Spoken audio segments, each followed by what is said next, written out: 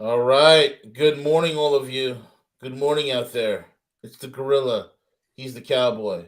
And while there's a polar blast hitting half the United States and the weather's crappy in many places throughout the country where you might be living, hey, don't fret. Algo Factory's here. And we're going to tell you whether the weather is good, bad, whether there's an absolute bedlam and chaos outside. We're going to teach you how to take advantage of all of it and gain profits from it right here on AlgoFactory.tech. And folks, you could join us by either scanning the QR code that is going to be on the screen, or clicking the link in the description box and be a part of the fastest growing trading community out there, AlgoFactory.tech, where we not only teach you how to trade, we teach you how to build the damn friggin' algos so you can trade, so it can trade on your behalf 24 hours a day. 7 days a week. You cannot beat it, my friends. With that being said, Cowboy, what's up, buddy? How are you? Good. How you doing, bro? I'm doing good, man. I'm making friends with my cup of coffee, and I'm chilling. You know, I can't complain. Nice. Yeah, got a fresh cup myself. I use that coffee I told you about, that Verena Street. It's just, you know what, bro? It's just tastes so good, man. Yeah. Try some Death Wish. You won't be wanting anymore. Yeah, I heard that stuff is organic, brutal strong too. It's gonna come down to taste a little bit, but I meant to buy. I buy it like 5 pounds at a time. That's Try the dark roast. I do coffee, bro. Dark roast, yeah, I do. I think I do dark roast, but dark roast tends to be the weakest. It's usually going to be like your light roast. I think that's stronger. Medium. Is it? Well, medium's what I drink. I drink a breakfast. Oh yeah. You should try their medium roast. Really good. I'll tell you what. I will buy a small package of the Death Wish, which is just a concerning name. And then I will give that a shot. So the Verena Street's fine. And the thing is that either I'm not doing coffee at all, or I am doing coffee. And there's like I go 0 to 100, bro. I just drink that stuff. Yeah. So what can I say? Let me put a link into our private Telegram. We got a few people watching. That's good. Listen, if you're watching this on YouTube, either during or after the fact, please like, share, subscribe, do all that stuff. We're going to take a look at charts. So actually, we have tomorrow's going to be a really big day in markets, right? So just to back up a little bit when it comes to whoa, I lost my screens. When it comes to expectations of what's going to happen in the next couple of days. All right. So for, gosh, I don't know, better than a year now, the big news when it comes to, like, is market going to go up? Is it going to go down? The big news has been the CPI. The CPI is what is it? Inflation. I'm trying to think of what the actual CPI stands for. It's consumer product inflation. So it's the main number that gets all the attention for whether or not inflation is an issue in an economy. And the reason that matters is because the Fed are making their decision on whether or not they're going to hike rates or drop rates based on the inflation number. So let me bring up the calendar real quick and share the screen. There we go. So you can see here right now in about 50 minutes, 50, there's Governor Bailey's going to speak. I was actually going to take a cable trade, a British pound trade. And then I'm like, no, I'm not going to do that because we have GBP data coming out in less than an hour. So I'm glad that I paid attention to that. I think that's 40 minutes actually, if my math is right on that. So we'll hang back from that. But tomorrow you can see these red folders here, and this is forexfactory.com. Forexfactory.com is a really great resource, just so you guys know. for this kind of data, for economic data that affects all markets, not just forex, but it heavily affects crypto and forex, and more than anything forex, because it has to do with like national data, things like that coming from each country that has a currency. So, but look, when things like the CPI come out, that's going to affect everything from stocks to crypto to you name it, right? Because inflation, if you have a situation where inflation is going up, it's the Fed's mandate to keep that from getting out of control. Okay. So, the only tool they really have is the interest rate and also fiscal policy. There's monetary policy, there's fiscal policy. The monetary policy is where they can mess with the interest rate, or they can print money or things like that. Fiscal policy is going to be like purchasing bonds, right? Adding to the Fed's balance sheet, deducting from the Fed's balance sheet. Those are the kind of tools that they have to try to stave off inflation. And right now, the economy, because of just the way things are set up, the economy looks like it's strong, right? Because they just printed like trillions and trillions of dollars the last couple of years, and quite frankly, the last few decades, but especially the last few years ever since COVID. So when you cram a bunch of money into an economy, you're forcing money velocity, which is going to force transactions, which is going to make things look like they're good. In reality, now we have inflationary problems. We have young generations who can't afford to buy any kind of property. And I see the complaints about it all day long on on X and things like that.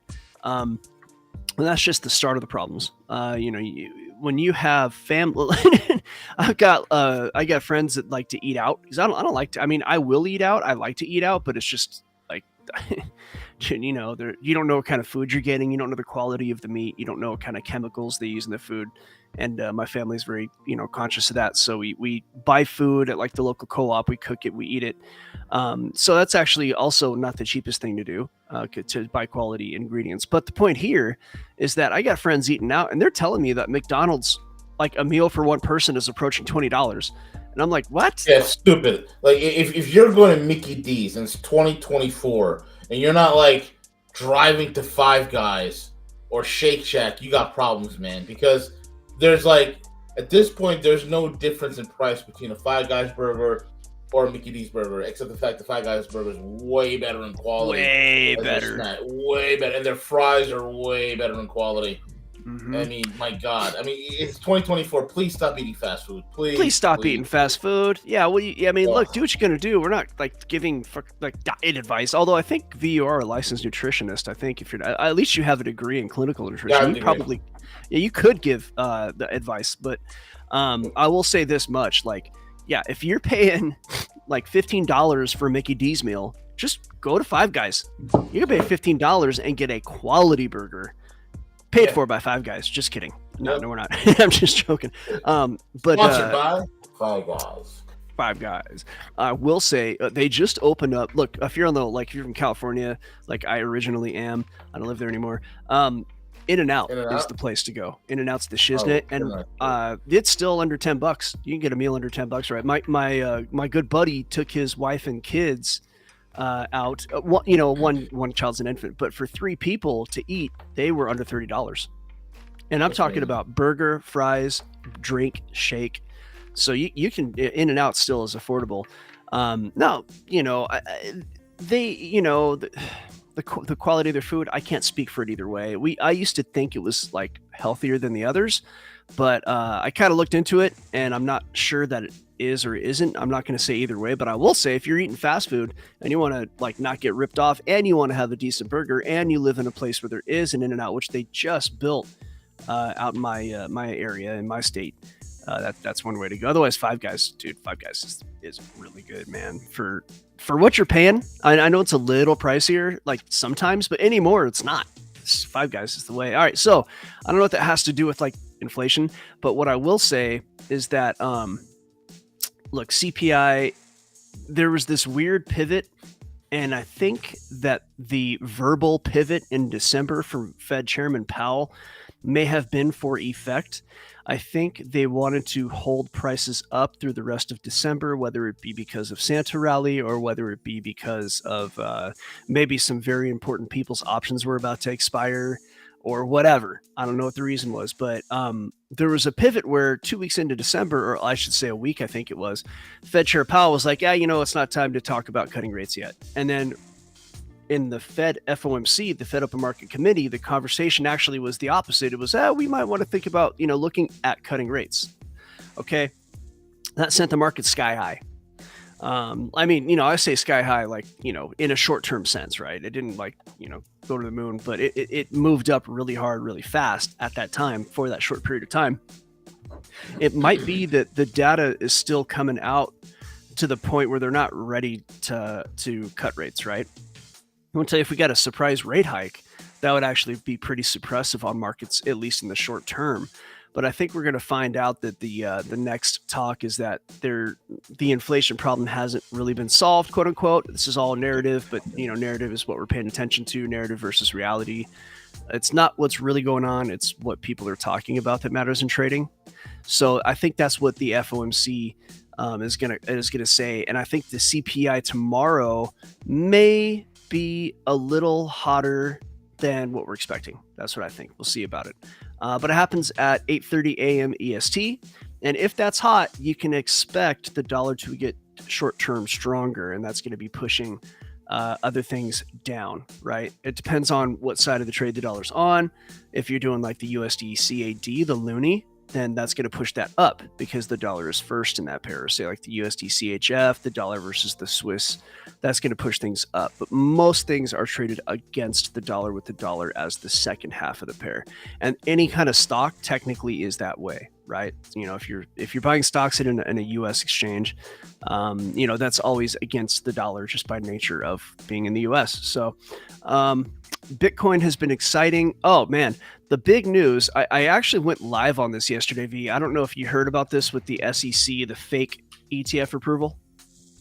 Oh yeah, that was hilarious. No, so I went live, bro. Like, I'm like, oh, it's approved. No, no, you actually went live? I went live, bro. I'm like, dude, it's approved. And it was like, it was within about, I'd say I was just talking about what's going to happen. And within about a few minutes, in less than 5 minutes, one of my guys is like, oh, it's fake. And then I'm like, oh no. So before the end of the live session, it's like an 11-minute video. It's actually fun to watch. If I'll send you a link. It's pretty fun. I'm like, it's live. I wasn't that, I don't get all crazy excited. That's not my style. But once I figured out, leave that to me, buddy. Yeah, that you're the hype guy. But when I found out it was fake, though, I did get excited. I was like, "Oh no!" That's when I got excited. I'm like, "Oh, this is freaking news." So we covered it. We covered it as it happened. So here's the deal about it. If you're looking at X, you're going to see some of the commentary that I have here. Is that look? Think about it this way. They're trying to say that somebody hacked SEC's Twitter, which is the SEC's X profile, right? They're trying to say, oh, well, somebody hacked us, and they said that, they gave a fake. Look, ain't nobody hacked nothing. Somebody is scamming you. That's a straight up scam, bro. That's so much power in being able to say something on X, right? To have that much power and maybe just have your trades on right before you say it. Dude, yeah. It doesn't matter what kind of trouble you get in. You just made millions and millions of dollars, bro. You can buy yourself out of whatever trouble it is. I have a real big doubt that this had anything to do with anybody hacking anything. And X actually looked into it, and the SEC doesn't have a 2FA. I mean, even Algo Cowboy's X profile has 2FA. You can't get into my X without 2FA. You'd really actually have to hack pretty hard to get into my X profile. And I'm not, I'm nobody in that. I'm not the SEC. Let's just say that I'm somebody, but I'm not the SEC. So, and here's the thing. I believe, and I put a tweet up somewhere. I think legally the SEC is required to have a certain level of security. So if there was a shortfall, at the SEC's operational security, their OPSEC, it may be on them. They may have a legal problem with that, having let such a big security lapse happen. Here it is. I have it right here from my boy Bowtied Whitebat, who is actually a really great guy to follow on Twitter. on X. Let me bring this up. Let's just copy the picture here. Open image in new tab. So this came from Charles Gasparino. I don't know who he is. But what it says here is breaking. The BTC ETF announcement hack would have violated new SEC Gov rules adopted in July that require a high level of cybersecurity risk management. Securities lawyers tell Fox Business. Securities lawyers tell Fox Business the SEC Gov will have to investigate itself for market manipulation after moving the price of BTC up and down following the hack tweet that it had approved the first spot BTC ETF and then saying it was fake. That said, for the okay, so then it goes on. Me, but not for me, says Gary Gensler. Yeah, exactly. I'll put it there. Gary Gensler has investigated Gary Gensler and found that Gary Gensler did nothing wrong. Like, that's what it's going to come down to, bro. That's what it's going to come down to. So anyway, that was the news yesterday. Of course, Bitcoin rocketed up. Let me go to a what am I looking at here? That's not Bitcoin, that's oil. It's like a BTC. And we're on a high time frame here. It's, as far as I know, it's still like pretty bullish. We'll just go to the algo chart, and then I'm gonna make this not get crazy on you. And then we're going to zoom in. Sorry I didn't have this ready. Let's see here. Okay, so Bitcoin. I was like trading right before the show started, so that's why it's not ready here. And that's an example. I didn't trade that. That's just an example I was using. So I wish I could say I traded that, but I didn't. Gotta be honest, folks. Share screen says head 40T. I am sharing the screen. That's really weird. Let me just reshare. Entire screen. There, that should do.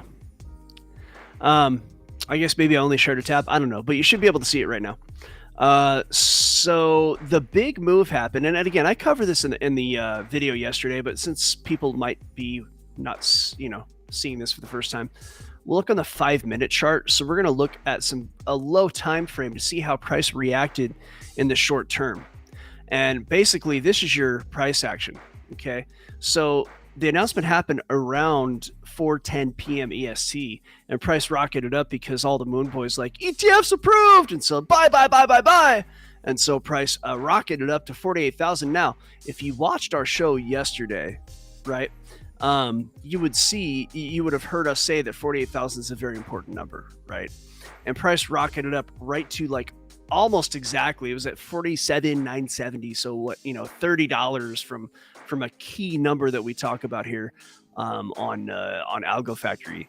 And of course, the news that it was not real happened, and everybody shorted the crap out of it, and all the people who went long got damaged, right? So millions and millions of dollars got lost. So if a particular government body is responsible for bad operational security, the people who lost millions of dollars are the ones who have legal standing to pursue, right?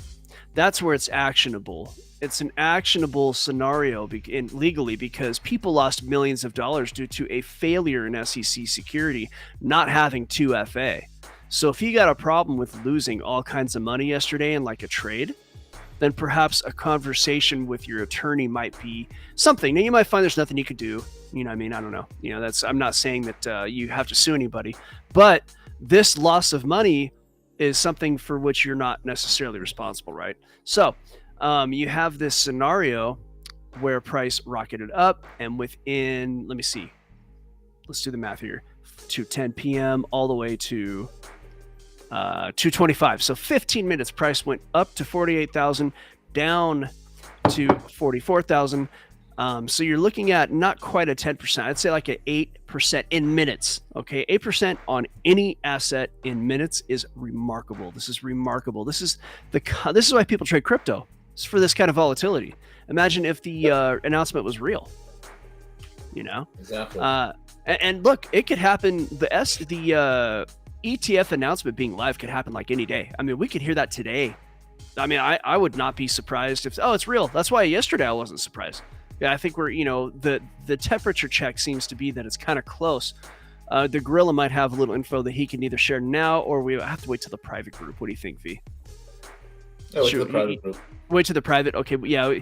I mean, hey, we gotta keep some things for our paid members. But as far as info on that, we'll get to that in the private group.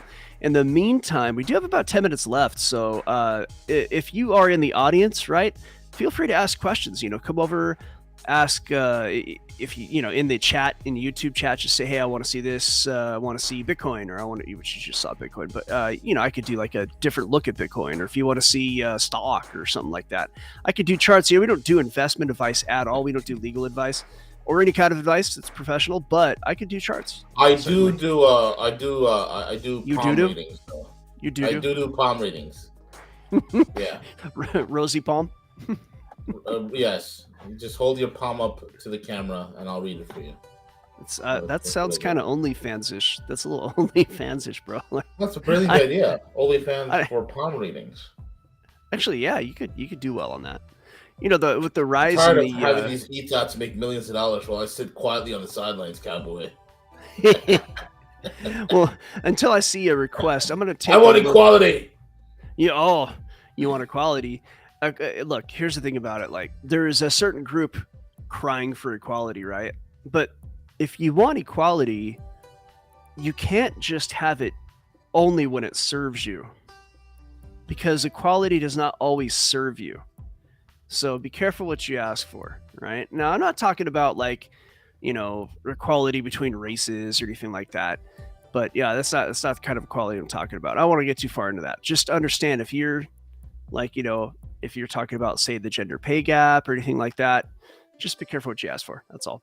All right. So Bitcoin is on a steady decline back into this consolidation. Now, it doesn't mean that it's going to drop back into this rectangular area.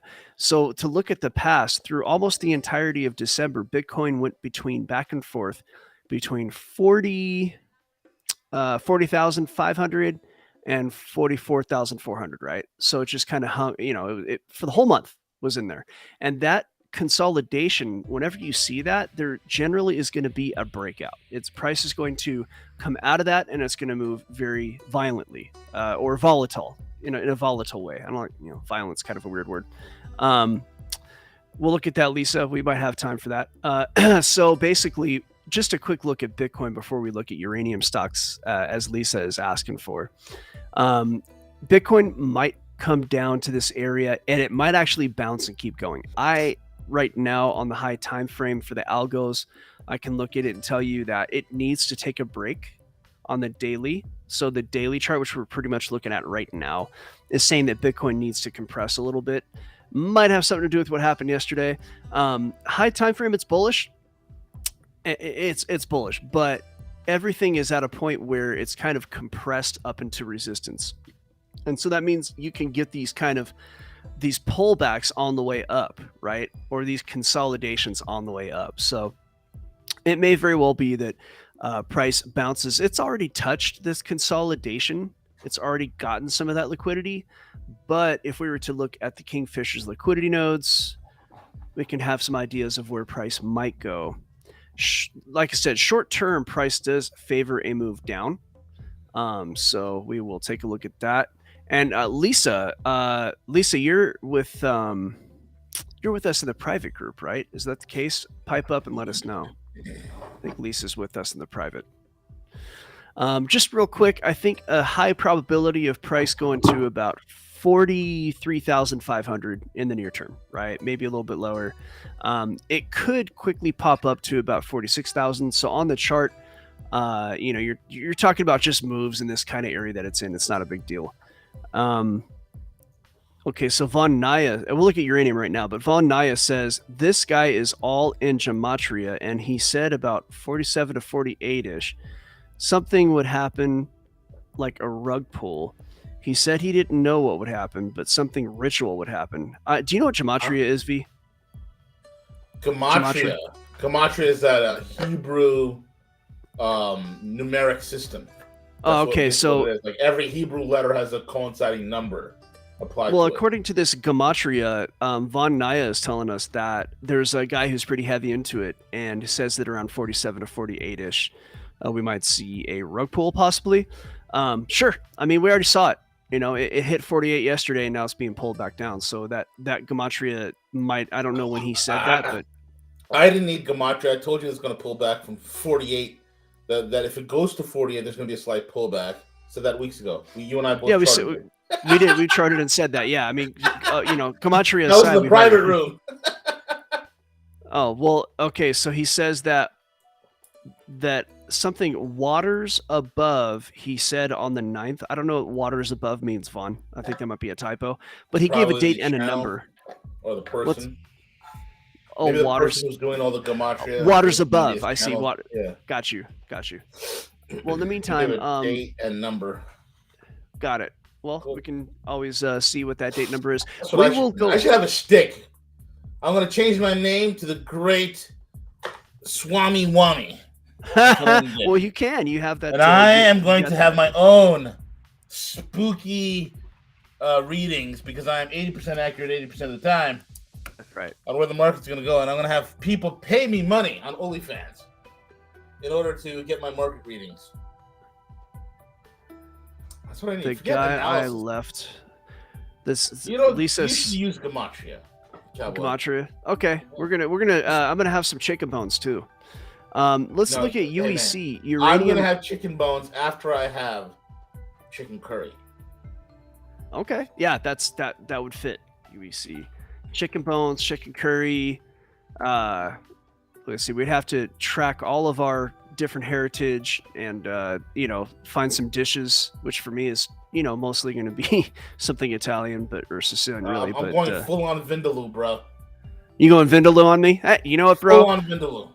I love my Indian food, so I can't say no to it, bro. I cannot say no to Indian food. It's so fun. I actually cook. I've told you this. I cook a mean palak paneer. I know, but you never cooked it for me though. Well, you never came over, bro. I'm gonna hold that against you, man. Yeah. Y'all, you're invited, sir. Door is open. All right. Look, uranium. I'll buy your woods. That's right, man. Well, all right, so anyway. Yeah, man, it's out here. It's peaceful. It's beautiful. We had some snows overnight. It's pretty heavy stuff. Look, uranium stocks are actually about to break out, I think. Now, it doesn't mean that. So here's the thing about it. Uranium stocks, going back to 2007, this UEC Uranium Energy Corp was the first stock that came up when I Googled uranium stocks. So, I don't know that you can have exposure to uranium like you can with a lot of other metals, right? But uranium, it would have to be through a stock, probably I'm guessing these are a miners, mining company. So uranium has been in a range for a long time. Really going back to the beginning of this chart, uranium has gone between nothing. The stock has gone between basically nothing and say $7. I could tell you this: the charts are bullish, but it's right at the top of its range. So, and then of course you have this peak right here, kind of early in this stock's history, all the way back to here. So it would not surprise me to see a move from this kind of $7 range up to $9, but it might have a problem breaking out past the 750 right now. But I can tell you that everything's bullish about it. If you look at the algos, it wants to go up. So if it can make it past 750, then I would expect to see $9 on UEC. But uranium is. I mean, look, it's been talked about. The energy market is kind of confirmed in a way that nuclear is okay now. I think it was last year that over in Europe they said, oh no, nuclear is green. So long story short, I think we're going to see a lot moving over to nuclear. There are some issues with that structurally. I'm concerned that perhaps the energy transmission system, the grid, I don't know that it can handle that. So we're going to have, I think there is a shortage of transformers among many things. And I think they need to actually make more transformers to build more transformers, if I'm not mistaken. But at the same time, when you have a lot of power plants that are powered by, say, natural gas over in Europe, and now Europe's natural gas prices are spiking, there's a really good chance that you'll see some nuclear power plants either come back online or maybe build some new ones, but they take a long time. So either way, though, that doesn't that kind of ramp up period, even though it's kind of slow, uranium is already used around the world. So it wouldn't surprise me to see $9 and not too long from now, within like the next year, if not quicker. So that's what I think. But the time will tell. It's not investment advice. Lisa Gray calling out the non-bread. We need more papadums or none. Oh, dude, love papadums, bro. That's like it is either rice flour it's like fried as a chip. It's delicious. Okay, sounds delicious. Yeah, dude, you have some biryani, either chicken biryani or mutton or lamb or goat, whatever. You have some papadum on the side. Damn, it's over. Yeah, you know what? I don't think I've ever had papadums. If I have, I don't remember doing it. Dude, you want to do it proper? You fly out to me, then we fly out to New York, and we hit some of these South Indian joint restaurants and blow your mind away. Let's do it in the spring, so when the weather gets a little bit nicer. Hell yeah. And we'll do it after we know that the door is not going to fall off my plane. Just don't fly Boeing, man. Just don't fly Boeing. Oh, Truckface. Looks like Truckface might have done a little. Oh no, he said that this guy, that same. Lisa says that her mother was from Calcutta. Oh, cool. So she knows all about it. That's what's up, man. He said the waters above guy has a chart showing BTC pulling back 30% every January between the 5th and 11th. Yeah, that's just back testing right there. And that makes a lot of sense because December, the quarter 4 has a lot of bullishness in Bitcoin in general. So, October tends to be rather bullish. And anytime you have an expansion, you have a contraction. We are we're in a bullish period of Bitcoin, and we have some different fundamentals going on with the ETF thing. So, just because you have 10 data points or so, 11 or 12 data points, doesn't mean that, if I had 200 data points, I'd be a little more confident. 10 data points is still pretty good going back, 10, 12 years. So yeah, I mean, I would not be surprised to see a pullback, but it's just going to depend on how the ETF thing goes. That is a fundamental monkey wrench in the works to mess with the old data. So good. All right. Well, we'll take a look at waters above anyway with Gematria, our Gematria class. And for now, though, V, can you go ahead and give us that gorilla send-off, and we shall move over to the private group. Absolutely. Thank you all for listening in. Scan that QR code, click the link in the description box. Join us for less than a price of a bottle of water. That is $1.66 per day. We'll teach you how to trade. We'll teach you how to build the algorithms, and you'll have a great education on how all of it works, as well as the geostrategic, geoeconomic, which plays a vital role in what's happening with the markets in here in this country and where we're headed. So join us. Don't be left out in the cold. AlgoFactory.tech. Good, Cowboy.